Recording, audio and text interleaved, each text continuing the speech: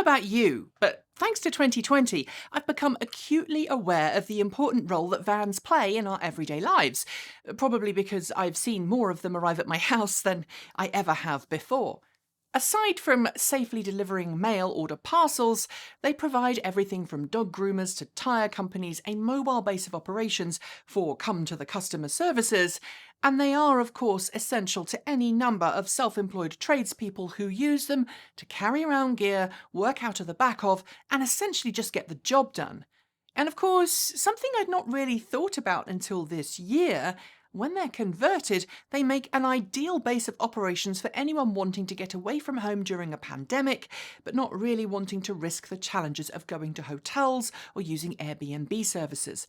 After all, if you can take your bed and a kitchen and all the food you need with you on a mini break, there's actually less worry about actually going away for a few days. At least, if your idea of a good break is getting as far away from other people as possible, which, to be frank, sounds pretty amazing.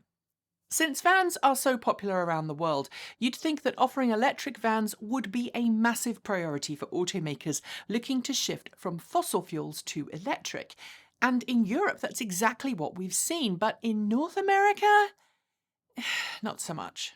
Sure, there are a few companies offering conversions of internal combustion engined models, but these for the most part are companies that specialise in business-to-business sales, like electrifying school buses, hotel transfer vehicles, and governmental fleets. Frankly, they tend to not offer one-off conversions and historically haven't been all that affordable for independent customers or self-employed people to afford. And last week, of course, we got the news that Ford is bringing the Ford e-Transit to market next year as a 22 model year vehicle. It will be the first all-electric van from a mainstream automaker to go on sale in North America. And it got me thinking. If vans are so integral to everyday life in many cities around the world, why have electric vans taken off in Europe, but not in North America? The answer varies from company to company, but in reality, it splits down into three different camps. There's less pressure in North America for car companies to produce electric vehicles in the first place. Some of the models in Europe are from brands which aren't actually available in North America. And lastly, regulatory or market concerns over vehicle suitability. Before we get to these, though, in detail, let's take a look. For those of you in North America, you'll probably get a little jealous of the options in Europe. Or to put it another way, detail all of the lovely options that Europeans might have that other markets around the world might not. First, there's the Renault Kangoo ZE, a vehicle which has been available since 2011 in a variety of different guises, including panel van, crew van, that's a panel van with a second row of seats in case you didn't know, and a passenger carrying variant.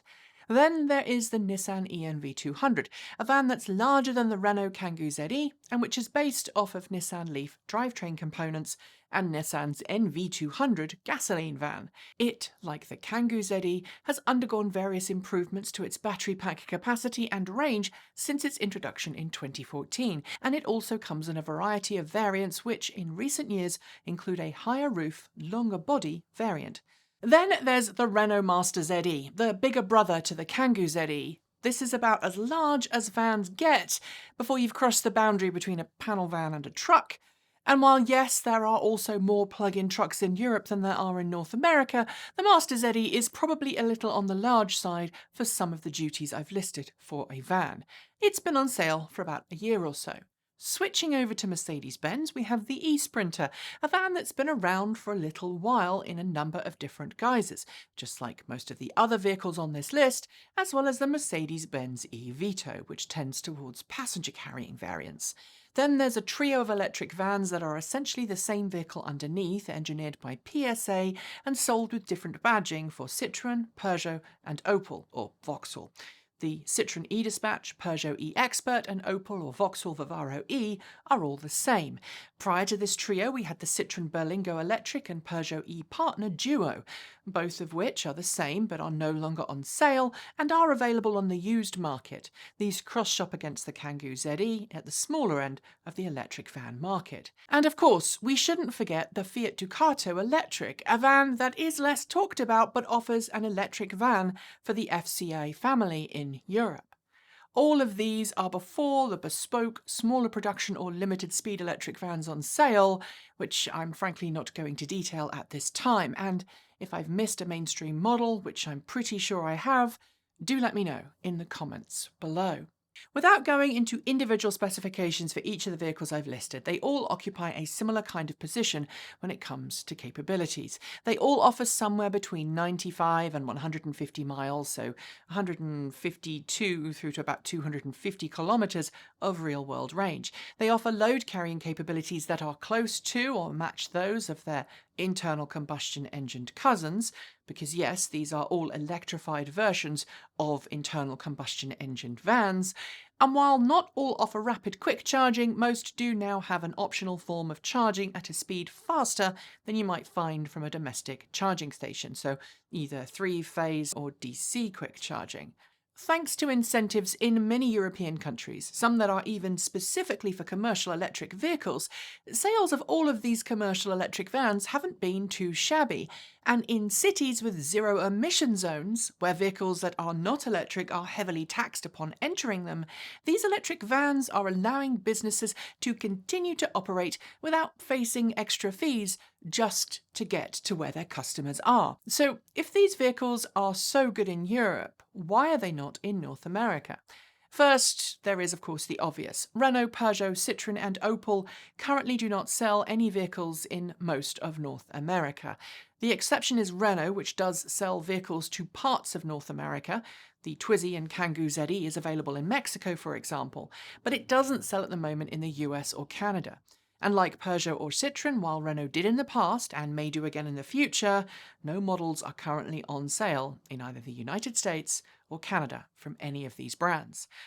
And while the Opel brand was in many ways the European branding of GM vehicles, which is how the original Chevrolet Volt was sold in Europe, as both the Chevrolet Volt and the Opel or Vauxhall Ampera, and the current generation Chevrolet Bolt EV was sold for a time as the Opel Ampera E, the sale of Opel by GM to PSA last year kinda put an end to that route from North America to Europe and vice versa.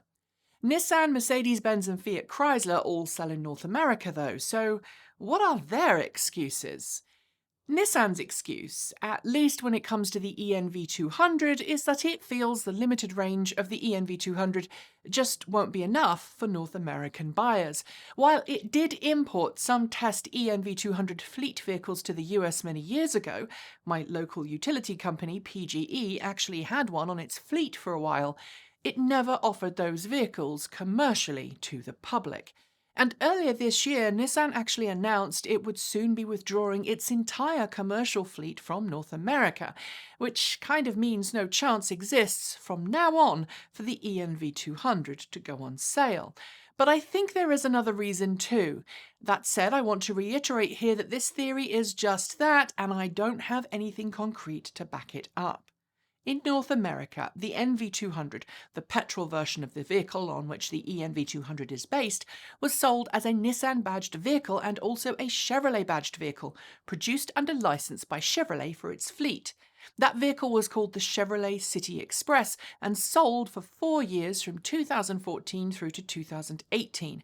Chevrolet stopped selling it though, as it said that there were no parts shared between that vehicle and the rest of the GM family, and it also had disappointing sales. It's not clear if GM had any say in what Nissan did in America with the NV200, but I wouldn't be surprised if the GM deal meant no electric ENV200 was possible. Like I say though, that is just a thought, and I'm probably very wrong there. Fiat Chrysler though? The Ducato is sold in North America as the Ram ProMaster, so there really is no reason why Fiat Chrysler could not sell this vehicle west of the Atlantic. But we're talking about Fiat Chrysler here, a company which, until extremely recently, has been very anti-EV, very cold towards them, even taking steps to dissuade customers from buying the Fiat 500e in the past. In this case, I'm certainly citing a lack of company interest above anything else. Finally, there is Mercedes-Benz. It also sells the Sprinter in Canada and the US, and it's a popular model on the roads of North America. But earlier last week, Mercedes-Benz's parent company Daimler told Automotive News that the e-Sprinter wouldn't be coming to North America because, quote, the components for the electric drive system do not meet Daimler's internal standards for crash tests that go beyond legal requirements. The implication that the Mercedes-Benz e-Sprinter would need to be adapted for the US market use, and that the cost of doing so was considered too much. Stating that the e-Sprinter was designed for Europe, it seems that the company would rather ignore the potential market gains of North America than trying to homologate this vehicle. And frankly, that doesn't say a whole lot about how the van is designed and made. So there you have it. Right now, most of North America, the US, Canada, and in some ways Mexico, have very limited choices when it comes to electric vans. Other markets, the 20 or so other territories and countries that make up the continent of North America, either have poor infrastructure for electric vehicles, are not taken seriously by OEMs, or haven't really even started the journey to electric yet. And even when people do import electric vehicles into those areas, such as the Nissan Leafs that were imported second-hand into the US Virgin Islands, for example, after-sales service is non-existent. Look, we can forgive companies who do not sell any vehicles in North America or parts of it for not bringing their European electric models to market. But for the others, well, it does feel like their excuses are weak, and we can only hope they rethink that policy soon, or Ford really well and truly will clean up the market for electric vans, despite its range and specs, in a little over 1 year. One final thing, because lots of you ask, why not just import a European model privately? Well, therein lies the rub. Essentially, red tape. Because while it's possible to temporarily import European models, in order to get approval to sell and use those vehicles in the US and Canada, you need to spend literally hundreds of thousands of dollars to homologate them. This includes ensuring they meet all regulations concerning everything from airbags to warning lights and signals through to physical crash testing. And that's kind of expensive.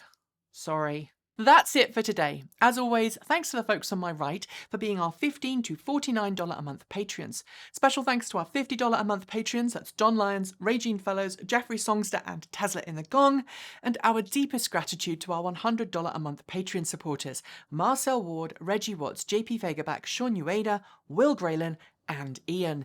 You can join all of these amazing Patreon supporters by following the links below, where you'll also find links to help you make a donation through Ko-fi or Bitcoin, and you'll find a link to our free Discord server, which costs nothing to join, so sign up and come and join in the fun. And if you're in need of some swag, do check out our merch store over at Redbubble. The holiday season is just about here, and so it's a great time to get yourself some TE swag for your loved ones, all without leaving your home and supporting the channel too. After the names are finished scrolling, you'll see a suggestion for a new video to watch, so please consider watching it if you haven't, and I will be back very soon. Thanks for joining me, and as always, keep evolving!